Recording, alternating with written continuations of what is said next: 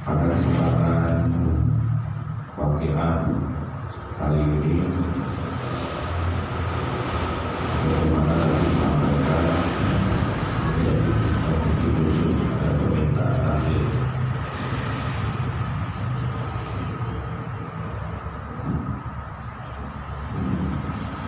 Berbicara tentang tahlil,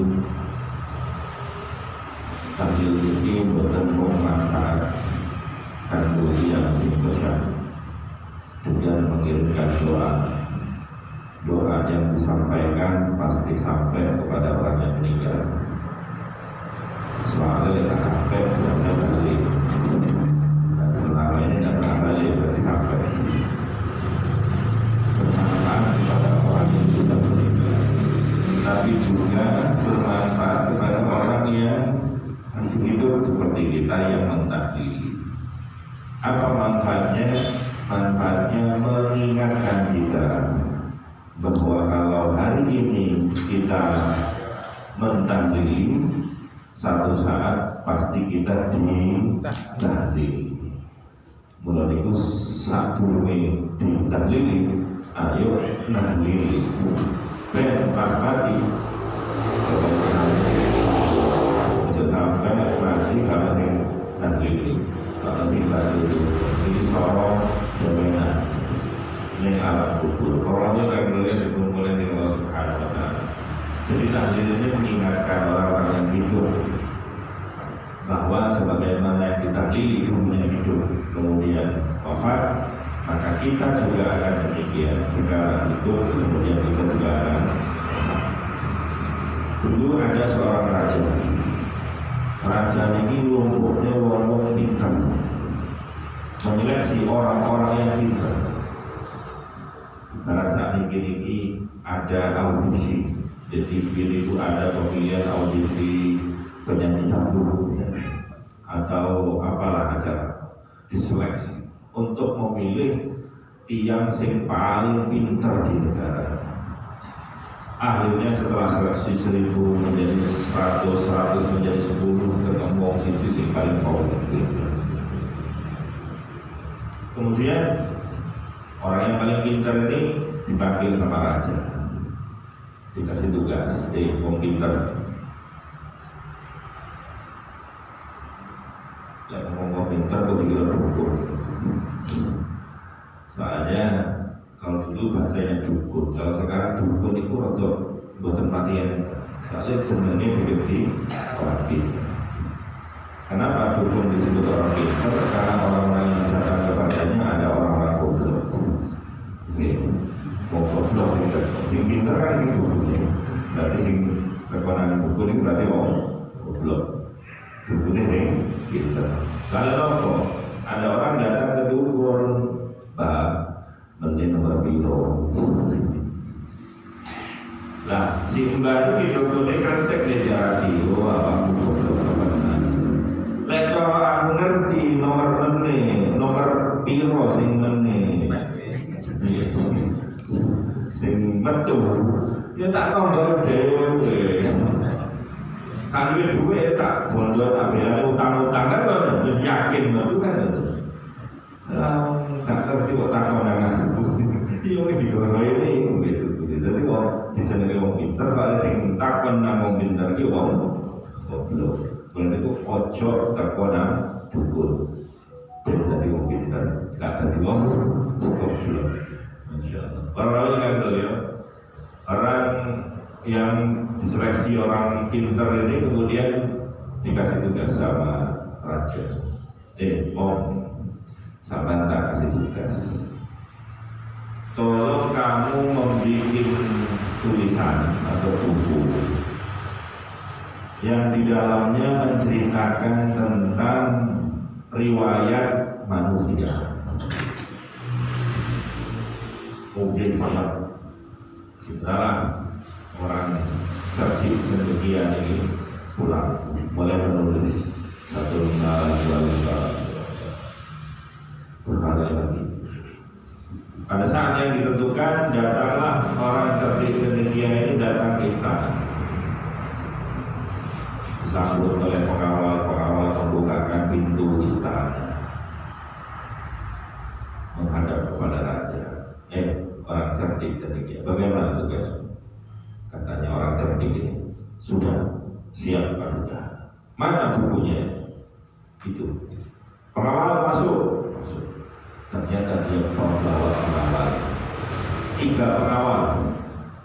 Setiap pengawal naik kuda dengan keretanya, jadi kereta kuda. Dan setiap kereta kuda penuh dengan buku-buku yang ditulis. Jadi nulis riwayat manusia. Wong pinter nih bisa nulis sampai 3 kereta kuda penuh buku. Rasanya kira-kira itu pinter. Nulis buku terus vokal. Ya boleh kata mojo. Wis balik diringkas siap pulang. Diringkas yang 3 dokan. Setelah waktu yang ditentukan datanglah. Sudah selesai. Siapa juga? Mana pasukan pengawal masuk. 3 pengawalnya masuk. 1 pengawal menyeret 1 peti. Berarti ada 3 peti isinya buku-buku. Raja masih geleng-geleng, masih tanyakan. Ringkas lagi, diringkas, siap pulang. Kemudian dalam waktu yang ditentukan datanglah ke istana. Kali ini dia tidak membawa pengawal, dia bawa sendiri. Kemudian ternyata rajanya dalam keadaan sakit. Siap raja, tugas sudah selesai. Mana? Kalau dulu aku datang ke sini membawa 3 dokan penuh buku-buku, saya ringkas menjadi 3 peti. Sekarang saya ringkas menjadi 3 jilid buku. Jadi 3 jilid buku. Ini ceritanya riwayat manusia. Kira-kira rajanya, kamu memang pintar. Tapi aku sekarang sudah sakit. Jangankan 3 buku, 1 buku gak akan selesai aku membaca. Dia tertarik, sakit. Kata orang pintar ini, cerdik demikian, mengatakan, tidak usah khawatir raja. Kalau yang kemarin 3 dokan, tak singkat jadi 3 peti, jadi 3 buku, jadi buku. Sekarang saya sanggup meringkasnya untuk raja. Loh, bisa. Sebetulnya riwayat manusia itu ada pada 3 kata. Apa itu? Yang pertama lahir, kedua hidup, kemudian mati. Ya. Itu riwayatnya menunggu. Lahir, hidup, mati. Nah kita semua yang berkumpul di sini lahir di kampung. Orang bikin kampung. Terus kita tadi apa gitu? Ngetari mati. Yang menjadi masalah bukan mati bagaimana, tapi bagaimana nanti tatkala kita menghadap kepada Allah Subhanahu wa Ta'ala. Bagaimana kita mempertanggungjawabkan amalan kita di hadapan Allah Subhanahu wa Ta'ala. Maka muka-muka enggak kita niki jadi amalan penyelamat kita nantinya tatkala kita bertemu dengan Allah Subhanahu wa Ta'ala. Maka dengan mengingat mati, kata baginda Rasul sallallahu alaihi wasallam, al-qayyis man dana nafsahu wa amila lima ba'dahu. Orang yang cerdas, bicara dengan orang yang cerdas karena Nabi, bukan orang yang bisa merencanakan 5 tahun ke depan, 10 tahun ke depan. Mungkin kayak Rabi itu mempersiapkan bagaimana 10 tahun ke depan. Kayak Rabi wis mikir nongko anaknya, yo kok sekolah, anaknya kalau tapi dicoba, anaknya kerjowo, winter. Kayak Rabi wis mikir loh, bukan pekerjaannya sendiri, pekerjaan anaknya dipikir. Berarti orang pintar. Memikirkan 5 tahun ke depan, 10 tahun, 20 tahun, bahkan 30 tahun ke depan sudah dipikirkan. Itu orang pintar. Tapi orang sing luwih pintar terus dikatakan al-qayyis. Orang yang lebih pintar dari itu adalah al-qayyis, man dana nafsahu wa amila lima ba'dahu. Orang yang bisa menundukkan hawa nafsunya dan dia beramal atau bekerja hari ini untuk mempersiapkan setelah kematian. Setelah kematian berarti orang mukmin itu mempersiapkan kehidupan tidak hanya untuk sekarang, tapi setelah kematiannya itu pun dipikir sekarang. Nah setelah kematian bukan hanya 50 tahun ke depan, 100 tahun ke depan, bahkan 1000 tahun ke depan, orang mukmin sudah berpikir sekarang. Berarti orang yang paling pintar di dunia ini, orang yang mukmin itu yang pertama itu dengan tidak menuruti hawa nafsu. Kalau lupa mobil di ekor pakai truk, kalau tulisan di bulu nuruti karep. Nuruti karep itu berarti nuruti hawa nafsu. Nuruti karep itu bukan arisan. Masih perkara sae. Sampai sholat jamaah atau sholat lima waktu, kok nuruti karep? Ora oleh. Soalnya kok sampai karep sholat, tapi tak karep. Dia sholat. Soalnya sih gitu, karep. Maka kalau kita melakukan kebaikan, sholat, sampai nuruti karep, tapi nuruti Gusti Allah. Maka tatkala kita nuruti perintah Gusti Allah, waktu karep dia sholat, gak karep pun dipandang sholat. Karena yang dituruti ini perintah Gusti Allah. Maka ojo sampai nuruti karep. Maka orang yang pertama, orang yang cerdas itu gak nuruti karep, tapi nuruti perintah Gusti Allah.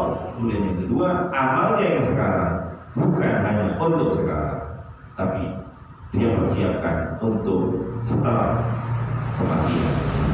Amalnya bukan untuk sekarang, hasil pekerjaannya bukan dihabiskan untuk di dunia saja, tapi bagaimana dia bersedekah. Kalau dia bisa menabung untuk menyicil rumah, tapi dia bisa menabung untuk menyicil istana nanti di kapling akhirat. Jadi bikin dunia tapi bikin akhirat. Itu konsep cerdas sesungguhnya. Maka mudah-mudahan kita semuanya menjadi orang-orang yang betul-betul cerdas, ya, tidak dibohongi oleh hawa nafsu, tidak diombang-ambingkan oleh kondisi zaman, sehingga kita menjadi orang yang ikut-ikutan bagaikan bumi, angin ke selatan ikut ke selatan, ke utara ikut ke utara, tapi kita punya pendirian yang tegas, yaitu kita hidup nuruti perintah Gusti Allah. Berarti hidup ini sangat singkat. Mungkin kita merasa hidup ini lama, 70 tahun usia manusia, 80 tahun, 100 tahun. Ini kulek gak dibanding tapi begitu dibandingkan dengan usia kita di akhirat 100 tahun, 100 tahun itu kaya akeh. Tapi lek dibandingno 100.000 tahun, sing 100 tahun kan ngomong. 100 tahun dibanding 100 juta tahun kehidupan di akhirat, sing 100 tahun kan ngomong.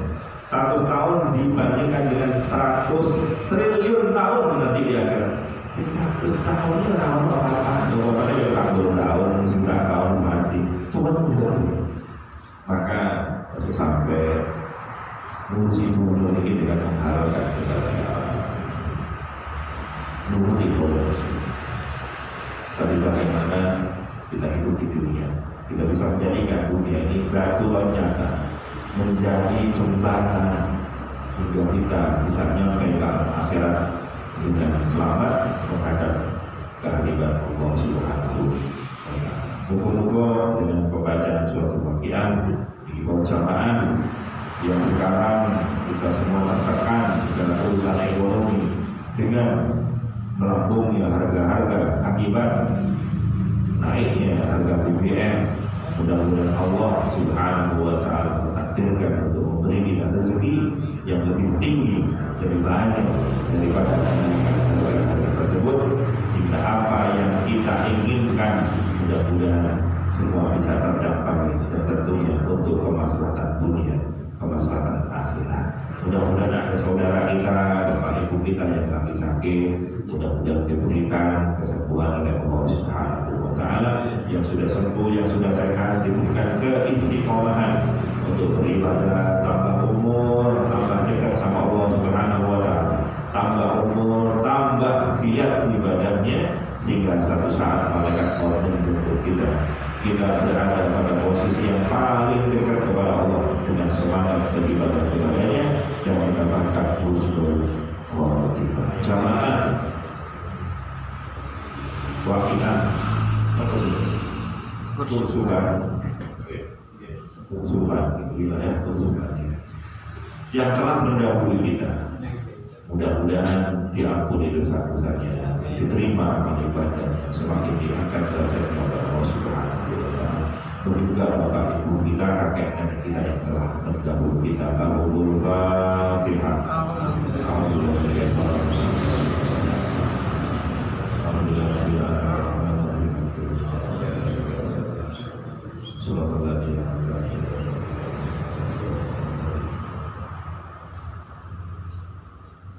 Bismillahirrahmanirrahim.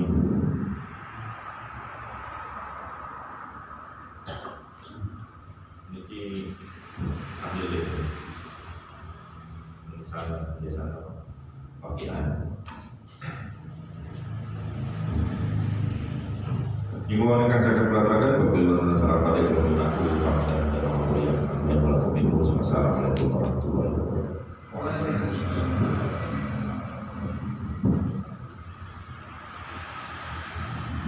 Bismillahirrahmanirrahim. Syafina wa habibina wa qurratul a'yun subhanahu wa ta'ala. Assalamualaikum warahmatullahi wabarakatuh. Bi bakar wa marwah wa hadda wa bi sahabah wa